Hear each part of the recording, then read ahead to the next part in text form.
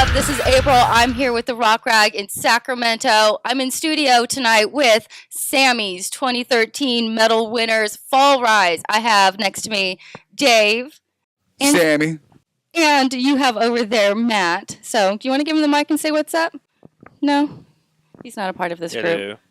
So we're here in studio in Sacramento. I'm super excited because you guys have been doing a ton of stuff here locally in Sacramento and kind of all over the place. This little number I have in my hand, your Sammy, for 2013, that's kind of ginormous for you right now, right? Can you tell me a little bit about this experience? How did this happen? You know, we didn't really push for it, and I've never really had too much experience being with, involved in the Sammys, but we kind of, as a band, just collectively decided that I should go down there, throw a band T-shirt on and show my face just to represent the band. And we ended up, I walked in, like 5 minutes later, they were calling our name for a Sammy. So it was a big surprise. It's way cool. Definitely happy about it. And the fact that we didn't push for it shows that, in my mind, it shows that our fans are definitely supportive. Absolutely. I think that's huge. I know that for what I'm kind of out in the scene a little bit in different aspects, and your name kind of pops up. Sammy pops up. You're just in general, and then FallRise. I've had so many people just on the street just being really excited about seeing you guys on the rise, and then that's kind of how the Rock Rag actually is here with you guys now. It's literally people are talking about what you have going on in your sound and just that presence you guys are bringing into metal. It's kind of making a comeback in a really cool way, if you ask me. Just seeing your videos on YouTube and just hearing the buzz, it's really exciting. So what do you have to say about, the fan base that you guys have been building here in Sacramento? Well, anybody. Yeah, I'll hit it up. Well, we've been at it for I guess maybe a little over 3 years now as a solid unit. Before that, we weren't really FallRise. You know what I mean? We were trying to get to the point we're at now, and we've got all the people in the right place to make that happen. And I think it's just sticking to our guns. We always have a game plan in place, and we always execute and we stick to it. And I think that that puts us out there and people see it. Us as a professional band, I would hope, because we try to do everything professionally, and I think and we also interact with fans pretty well. We have a lot of friends that are actually fans. They always become our friends one way or another. So let's go out there and give it 110%. There's no I in team. This is a team effort. It's 110%. The team has no I, so let's give it out there 110%, and we'll win it. Love it. Awesome. 110%. We're gonna give it 110 tonight. You guys have been having a lot of performance lately, and then just recently, you were on 98 Rock. Pat Martin, right? Big. That was huge for you. I know, seeing it on Facebook, you're tweeting about these experiences. How is that kind of getting noticed by people in the industry and really loving what you're doing and putting your music up against like the greats on the reel, just being heard in that mix? How is that for you guys and your egos? Well, I don't know about egos, but I can tell you I've been listening to 98 Rock for a long time. Pat Martin, even DJs before Dog and Joe and stuff, and hearing it on the radio on local licks is awesome enough as it is, but then hearing it like during the lunch hour and then the non-lunch hour, it's like getting better and better time slots for it to play. It's still kind of like, holy crap, what's going on? This is my band right after Metallica, and like, so the I don't know, the part that still blows my mind is staying as humbly as we can. There's a lot of other really good bands out there too in the scene, and it's just so weird, like, while we don't want to question it, we can't help but go like, wow, there's something we're doing right, like, why us? But like, there's a lot of other bands out there we wish could get the same thing. But right now it is what it is, so it feels fucking awesome. So you're mentioning some other bands. Are there other bands locally that you guys kind of look up to, or that maybe you've mentored with or played alongside with that have kind of helped influence you? And there's been quite a few. Played alongside with a lot. I personally looked up to a few. There's a lot that we still play alongside with. Just to name a couple. Some Fear None's a really cool group of guys. They and girl, and they're a really good hard rock band. Actually, they just played down the hall from us, and I've had friends in bands like Prilosis and Numic from the Bay Area that go out of Sacramento.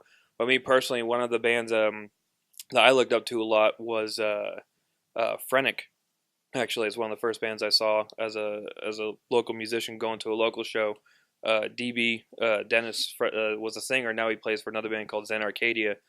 But they were a kick-ass band. When I saw them, I was like, "Holy crap! I want to do that." Actually, what's interesting is the time I saw him live, DB was no longer the singer of the band. He had left the band already, and the guy singing, his name is TJ, who's now the singer for Track Fighter, actually. And so it's kind of interesting seeing like how it splits. It's a small world, so everything goes around. But that's at least for me.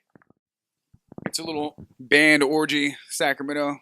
Different band members slushing around to find the sloshing and slushing around to find the perfect formula. It's kind of. I've kind of noticed that. How did you find your mix? Now you have your core crew right now and doing amazing with it. How long did it take to get to where you are now and to find your guys' sound and what makes you guys FallRise? That's Dave all the way. Well, I guess I found a, well, I mean, to make kind of a really long story short, I found an ad on Craigslist. I was looking to get into a band. I found an ad on Craigslist, and it was Matt. I met up with Matt. We ended up forming a band. He already had a band that was partially formed. Those members eventually left. We had some people come in and out. Matt and I are the only actual original from the first idea. And then, we got a bass player. The bass player knew Isaiah, the drummer, so that's how we got Isaiah. And then that bass player left, and we have a new bass player now. And then Sammy. You gotta tell this. This is the best part. This is the best part of FallRise story. It takes a little bit of time, not too much, but we'll get through it. Sammy, we were trying a bunch of singers out. We've gone through so many of them in Sacramento, and it was a tough process. But Sammy came along, and we had one other guy that was promising, and we actually collectively as a group turned Sammy away because we were trying to go a different direction, not because he wasn't a talented singer, but because we were trying to go a different direction with music. Go ahead and say it. And I from day one knew he was the right fit. and I argued with the band. I argued with them, and I got them to change their mind and bring them back. So I called him up, and he basically is like, "Fuck you," you know what I mean? Like you guys told me no. I'm already with another band. There's no. Same. You gotta tell the rest of the story. Yeah. From that changeover. Okay, so you can go ahead and go from there. So you told us no. Yeah, you called me up and you were like, "So if there's any way you can come out and jam with us, man, it'd be way cool." And I was like, "Not. I mean, I'm sure. I'll think about it." But I was like, "Nah, I'm cool."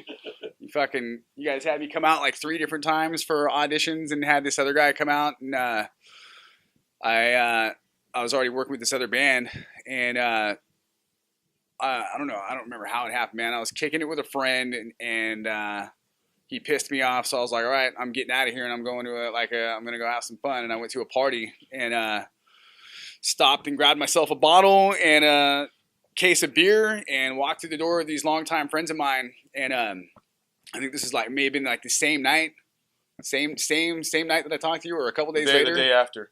It was the day after. The day after I talked to you, and I don't know.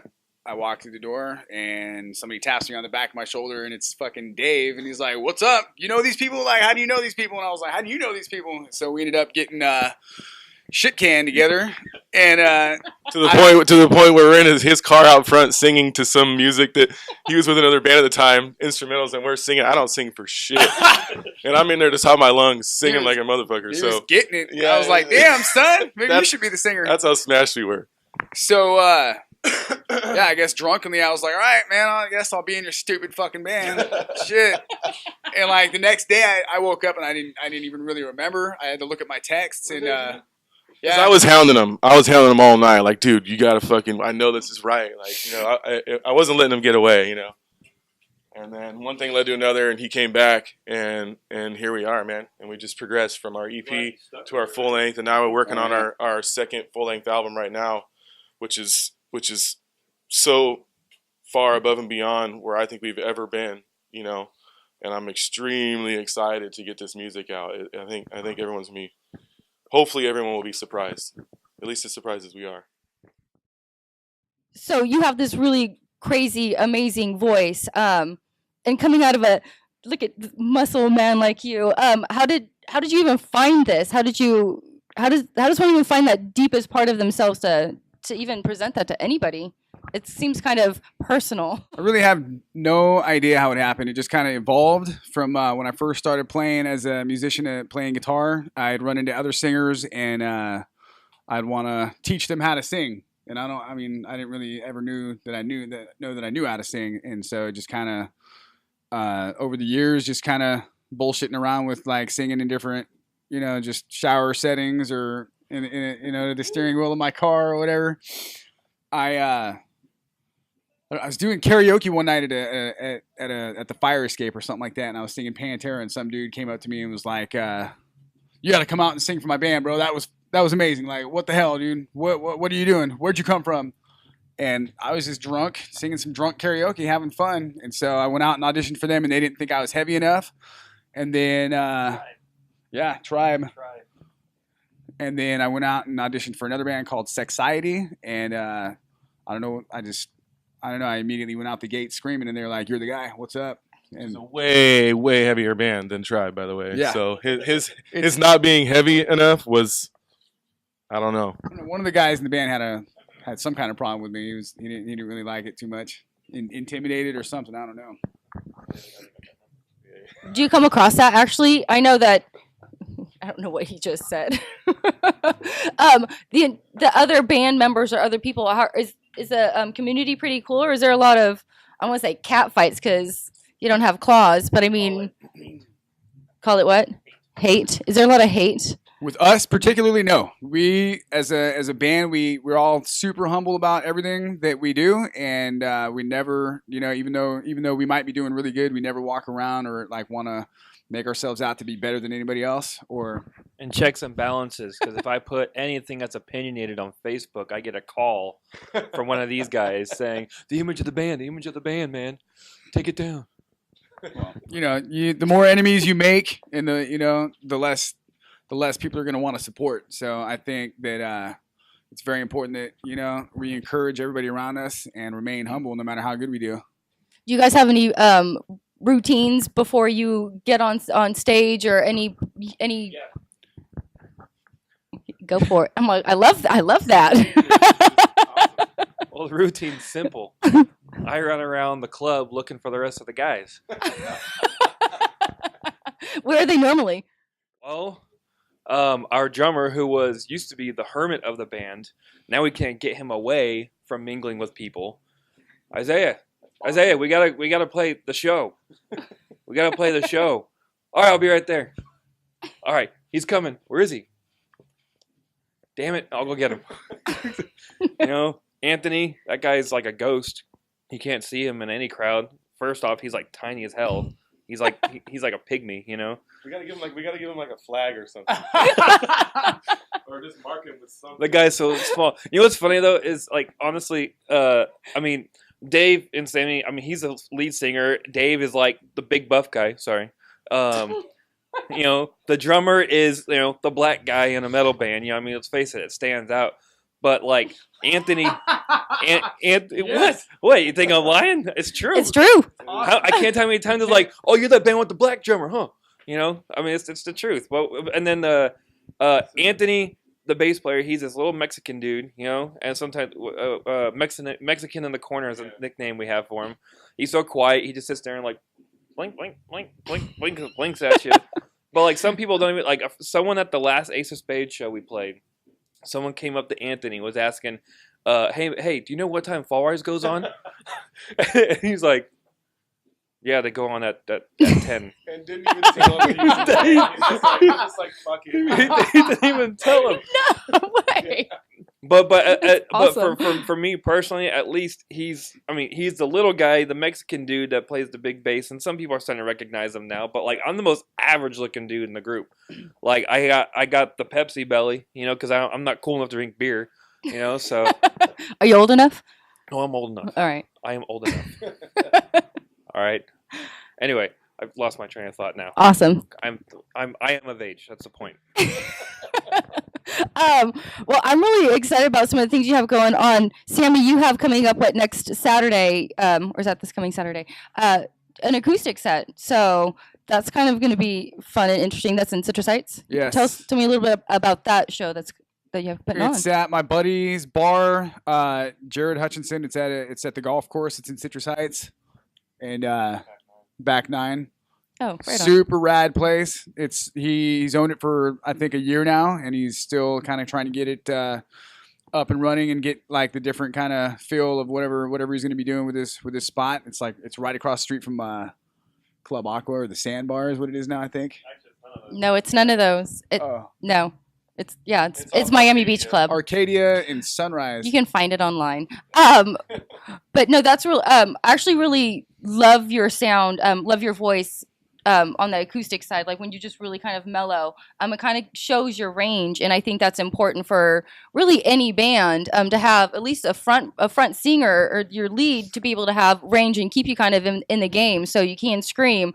But that's going to kind of wear you out at some point. You're gonna have to go through some issues. So the fact that you actually can go in different places and sing different kinds of music, I think, is interesting and really cool. So I'm coming to that show. I'm hoping to get a lot more people out there for you as well to support that. Do you guys each have other gigs that you kind of do solo, or you just predominantly just perform together? We perform together. I mean, it's the main focus is obviously FallRise, Right. and I've got my little side project, little acoustic solo thing that I like to do, and he's got himself a side project band where he's the lead singer and the bass player, Korean Fire Drill, and it's right basically just creative outlet, you know. Personally, I mean, I'm good at screaming and singing aggressively and all that, but I've also got a voice, and I got a lot more talent than just doing that. So I'm trying to, I like to explore the other side of the spectrum of what we do. And, you know, the stuff that we're writing right now is it's got a lot less screaming and a lot less aggressive, crazy stuff in it. And I'm kind of depending more on my actual talent for singing because I got a voice. And Yes, for sure. It's paying off. I mean, you're getting Sammys. You're on the radio with, Pat Martin with some, hometown locals that are just really huge, and getting your name out and about and doing a lot of big things. You have your merchandise, so if you have your sweatshirts, your gear and all of that, and seeing people wearing that out and about in the streets, I find exciting. Just having kind of been around the area. Anything coming up that we need to know about or that you guys are kind of looking forward to or want to do? I'll let Dave take over. I guess yeah, I'll use both mics, double fisted, yeah. Fucker. Anyway, I guess the best thing on the horizon for us would be our album that I mentioned earlier. I guess we're probably maybe about halfway through, and which will be a lot different from the last album based off what Sammy said. The aggression will still be there, instrumentally, so. But there'll also be some songs that are written specifically for radio. So hopefully that works out for us. And I guess that really, other than that and the release show of the album, that's really the only two major things on our horizon right now that we can really talk about at the moment. Yeah, there's some other big, huge. He went there. There's some other huge stuff going on that we can't exactly. I don't know, we can't. But there are some really big things that we can't talk about. In case you've even picked it up the last two times it was said. Yeah. There's just things that we can't mention, The timing isn't there yet. Well, hopefully that we get the sneak peek when you can release those. Any parting words to your fans, to the world, Sacramento and beyond, really? All right. For those out there in Hollywood land, be prepared for the new FallRise album. Make love to your face as soon as you can, because soon it will no longer be there. As if your face will be getting melted off. They could have filled in that hole themselves. Just in case. We love you. We're all about you. These guys are super fun. We need you. Check them out, you guys. It's FallRise. They're huge here in Sacramento. They're going to be going worldwide. Just seriously pay attention. Check them out on YouTube. Check them out on the Rock Rag, Facebook, Twitter, Instagram. They're kind of everywhere. So I've had so much fun with you guys here today. I love you. I can't wait to come see you guys out and about in Sacramento, and hopefully we can follow you around the world. I am April for the Rock Rag here in Sacramento. We'll be seeing you soon. Take care.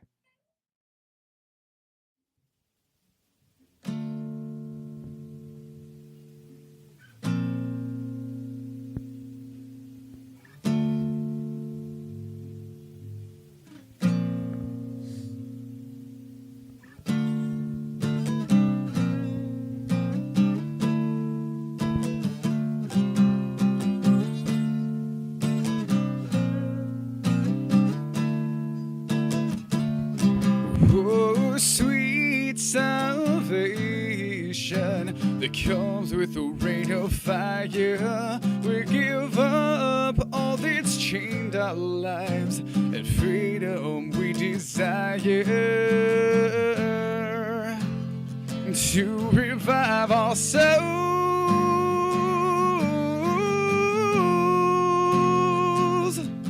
Oh yeah. It once was prophesied sometime when I was young, I was to be this force, use time for so much more. Maybe another life in another time. I feel I'm out of time if I'm to be this force to revive our souls.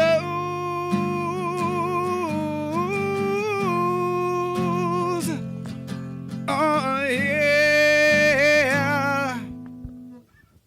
I gave up my life, God knows I tried.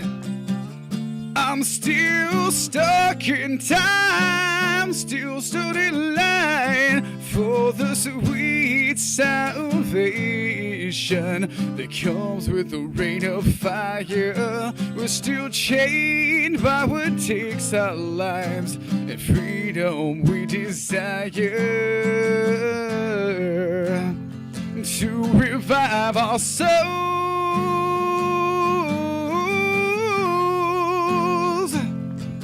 Oh yeah. I gave up my life to revive our souls.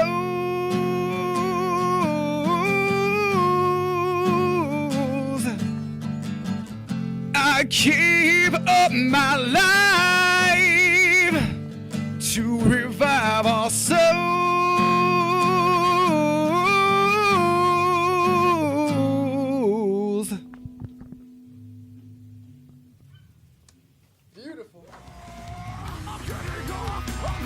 Hey, what's happening? This is FallRise. You can find us on Facebook, Instagram, Twitter.